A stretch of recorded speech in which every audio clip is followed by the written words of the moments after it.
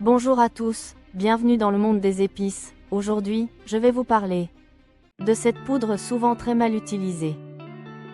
Savez-vous que cette simple poudre rouge dans votre placard contient plus de vitamine C qu'un citron?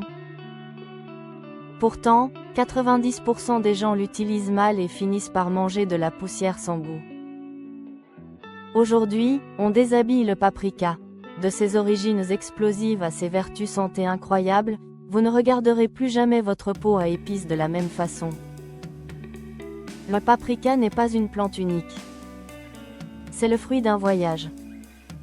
Il est issu du poivron ou du piment doux, Capsicum annuum, séché puis broyé.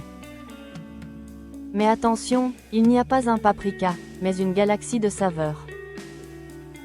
On a le paprika doux, le plus classique, qui apporte de la couleur et une sucrosité légère. On a le paprika fort, qui réveille les papilles sans vous brûler la langue comme un piment oiseau. Et enfin, le roi, le paprika fumé, le pimentón espagnol, séché au bois de chêne, qui donne un goût de barbecue incroyable à n'importe quel plat. Sa couleur rouge intense vient des caroténoïdes, les mêmes pigments qu'on trouve dans les carottes, mais en version ultra concentrée. Plantation, de la graine à la poudre. Le paprika aime le soleil, la chaleur et déteste avoir les pieds dans l'eau. On le cultive principalement en Hongrie, la capitale mondiale, et en Espagne. Comment ça pousse? Ça commence par une petite graine plantée au printemps. En quelques mois, on obtient un buisson chargé de fruits verts qui vire au rouge vif. La récolte, on attend qu'il soit bien mûr, presque flétri par le soleil. Le séchage, c'est l'étape cruciale. En Hongrie, on les laisse sécher naturellement. En Espagne, on utilise la fumée. Le broyage, on retire les tiges, et parfois les graines, pour moins de piquant, puis on passe le tout sous d'énormes meules de pierre jusqu'à obtenir cette poudre fine et soyeuse. Les bienfaits, une mine d'or pour votre corps. On l'oublie souvent, mais le paprika est un super aliment. Bombe de vitamines, il regorge de vitamine A, pour vos yeux et votre peau, et de vitamine E. Anti-inflammatoire, il contient de la capsaïcine, même en petite dose, excellente pour la circulation sanguine et pour réduire les douleurs articulaires. Digestion, il stimule les sucs gastriques, aidant ainsi à mieux digérer les plats lourds. Fer, c'est un allié contre l'anémie. Note de sécurité, contrairement au piment ultra fort, le paprika est très sûr. Sa toxicité est quasi nulle, sauf si vous êtes allergique aux solanacées. Utilisation, les erreurs de débutants à éviter. C'est ici que la plupart des gens se trompent.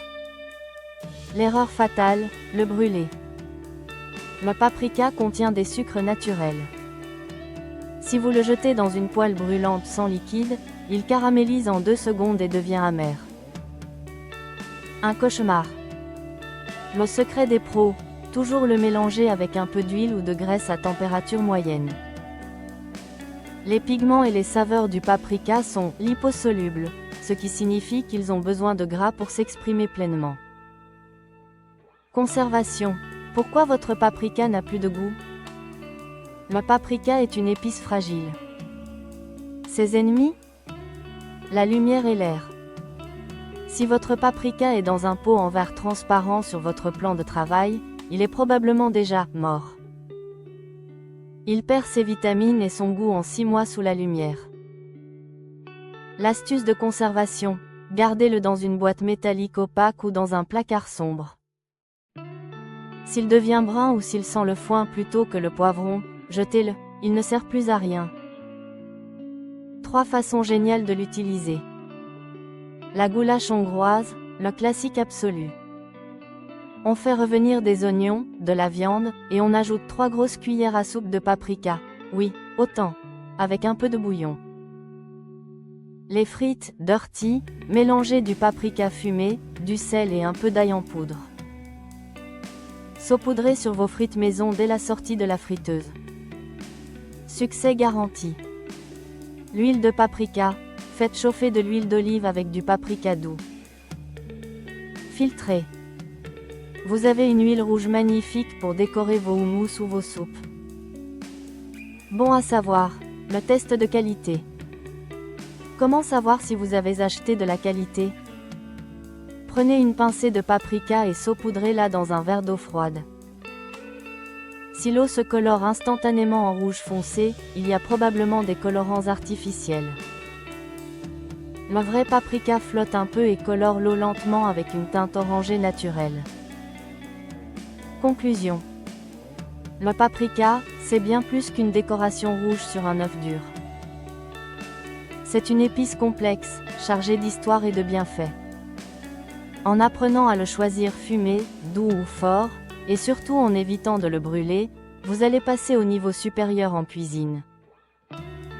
Alors, quel est votre type de paprika préféré? Dites-le moi en commentaire, j'ai hâte de vous lire. Merci d'avoir regardé cette vidéo. Si vous aimez découvrir le monde fascinant des épices, abonnez-vous, laissez un petit like. Et dites-moi en commentaire quelle épice vous aimeriez que je présente dans la prochaine vidéo. À très bientôt, pour une nouvelle aventure naturelle.